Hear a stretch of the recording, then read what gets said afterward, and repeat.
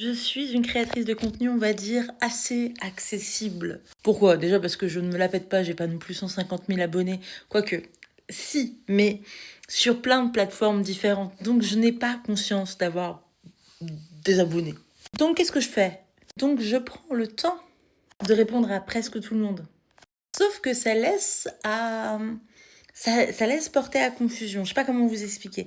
Mais en gros, moi, je suis du genre à répondre. Pas non plus tout le temps. Effectivement, si tu m'écris «t'es bonne», je vais pas répondre. C'est pas ça. Mais par contre, si tu dis que, par exemple, mon combat, il est génial, ou enfin, je sais pas, que tu parles d'un truc intéressant, ou que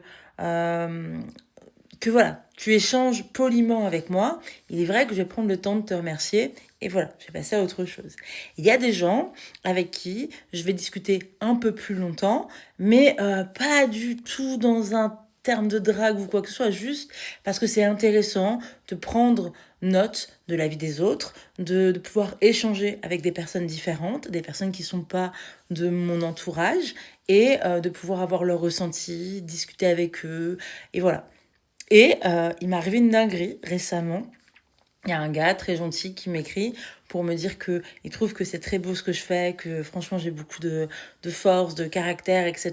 Que c'est beau d'essayer de faire changer les mentalités, que lui il n'est pas en situation de handicap, mais bien au contraire ça le fait vraiment s'intéresser à ce combat, à être un peu plus sensible et que donc ça marche au-delà des personnes en situation de handicap ou des accompagnants, que franchement mes vidéos elles ont un impact et que je peux en être fière, ne serait-ce qu'à son échelle. Bon, vraiment trop gentil. Donc moi je réponds et je m'intéresse un peu, je dis ah oui, donc tu fais quoi dans la vie? Parce que je veux savoir en fait son parcours, essayer de comprendre pourquoi lui il est sensible à ce que je dis et pas un autre. Et à un moment donné, je ne sais pas pourquoi, mais la conversation tourne sur un truc genre c'est dommage, on était si près. Parce qu'on échange sur là où on est, là où on vit, là où on a vécu, enfin bref, peu importe. Et c'est parce qu'il me parle de quelque chose de sportif et moi je lui dis moi j'étais en Île-de-France, je faisais ci, nan, enfin voilà. Et à un moment donné, il me sort une phrase qui sort de nulle part et il me dit ouais c'est dommage, t'étais si près avant, oh là là, en même temps c'est pas plus mal parce que bon, et voilà, dragouille.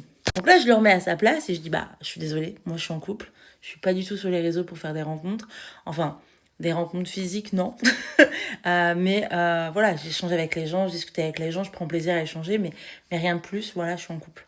Et là il fait mince, j'ai pas assez creusé. Alors que Thomas est littéralement partout. Hein, vraiment, partout.